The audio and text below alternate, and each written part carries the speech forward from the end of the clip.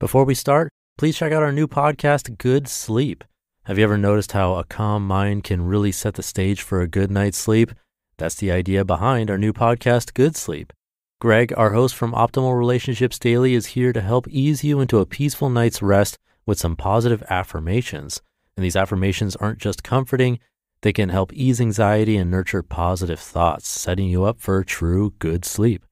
So press play on Good Sleep tonight because a good tomorrow starts with a good night's sleep. Just search for Good Sleep in your podcast app and be sure to pick the one from Optimal Living Daily. This is Optimal Living Daily, episode 2981, Being a Savage by Steve Pavlina of stevepavlina.com. And I'm your narrator, Justin Malik, reading you blogs every single day of the year, including holidays. Which means I will be here tomorrow reading to you. It's a holiday for us in the United States, Thanksgiving, and I'll have a Thanksgiving post actually. But today, business as usual. So with that, let's get right to it as we optimize your life. Being a Savage by Steve Pavlina of stevepavlina.com. If I were to create a resume or CV for myself, it would start out something like this. 1989, arrested for misdemeanor petty theft. 1990, arrested for misdemeanor petty theft, second time. 1991, arrested for felony grand theft. 1989 to 1991, UC Berkeley, expelled. 1992, retail sales associate, $6 an hour, fired.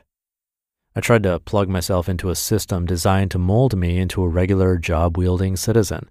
But for some reason, that system didn't work for me. It kept spitting me out with an error message. If you're able to conform to such an environment and be happy and fulfilled on that path, that's wonderful. But if you're struggling to fit into a system that keeps spitting you back out again, perhaps your path of fulfillment is elsewhere.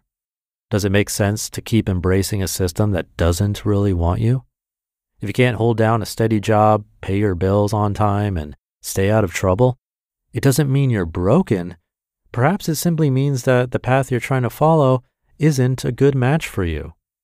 Your path of fulfillment is uniquely your own. You won't get there by doing what's expected of you. You can't play by the rules you've been taught to follow. Those rules don't work for you. When you find yourself in a system where happiness and prosperity can't coexist for you, you'll sabotage yourself. Either you'll hold back and do the bare minimum, or you'll do something that gets you kicked out.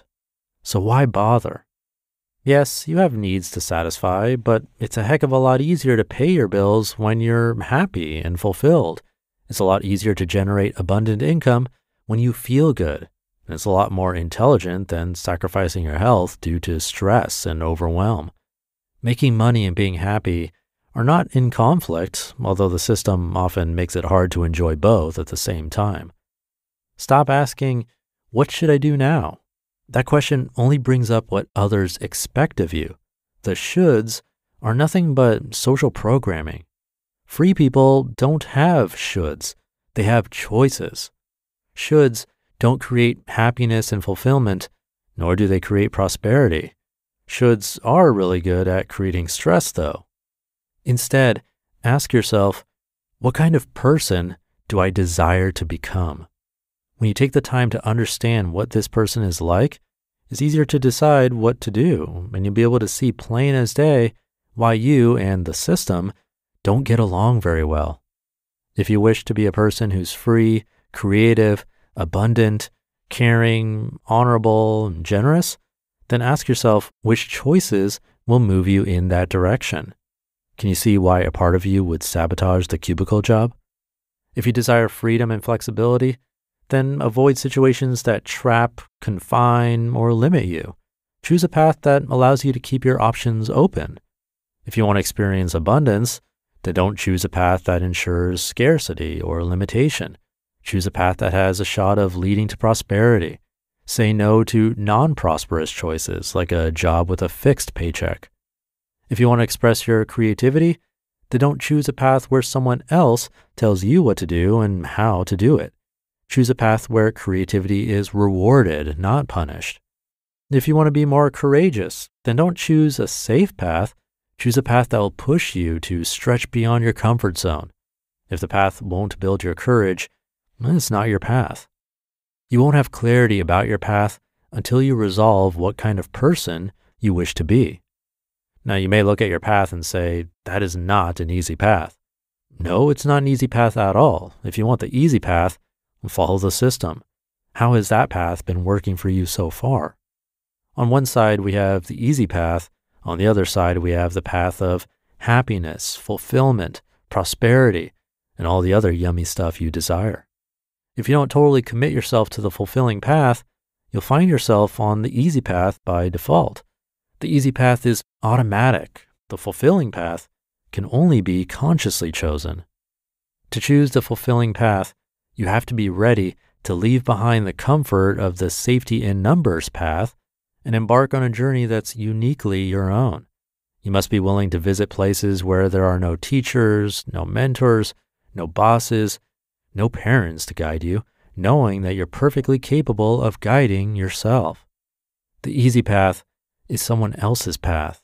It looks easy because it's been done before. For the same reasons, it's also incredibly boring. If you dislike boredom as much as I do, you'll sabotage yourself each time you try to follow that path. You'll realize just how pointless it is to spend your precious life doing what's already been done. Do you really want to live a rerun? Why bother? As you can see by my resume, it didn't take me long to realize that my path didn't look like that of my peers. The benefit of this kind of resume is that I didn't have the option of pretending that I could still succeed within the system. I had to choose some other path. It hasn't been easy, but it's been awesome. Of course, my resume looks a lot nicer in recent years, but in all honesty, I take more pride in how it began. My past screw-ups helped me realize that I can't play by someone else's rules. I can't be happy doing what society might expect of me. I have to follow my own path and do what I believe is best.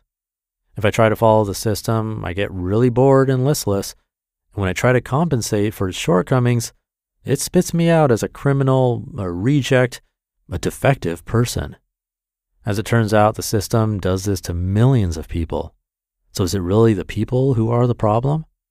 Being a savage isn't so bad once you get used to it. You just listened to the post titled, Being a Savage by Steve Pavlina of stevepavlina.com. Thank you to Steve. I could definitely relate to some of this, not getting arrested, but when he talks about wishing to be a person that's free and creative. It's funny because growing up, I actually thought that being a high-paid executive working in an office would be amazing. But the older I got, the more I realized that it doesn't fit with what I'm looking for. I changed, and that's normal. And that's actually another piece of this puzzle. It's good to rethink these things from time to time to see where you stand, because on one day, maybe the security is what you value most, but on the next day, maybe it's freedom or independence. We're constantly in that flux. And I want to reiterate what he said. If the norm is working for you and you're fine with that, that's great. No need to change or question everything and potentially sabotage yourself, because the off-path route definitely isn't for everyone. But anyway, for me, it took having that cubicle job to really understand what I truly wanted, which was to own my own company where I could have both freedom and creativity to try new things that I couldn't have done otherwise. Or maybe I could have with spare time, but it would have been too much, to be frank. The takeaway, I think, is the questions he asked. Who do you want to become? And then what can you do today to start walking that path? So thank you to Steve for this one. Thank you for being here. Have a great rest of your day. Walk that path today, and I'll see you tomorrow for the Thanksgiving show with the Thanksgiving post, where your optimal life awaits.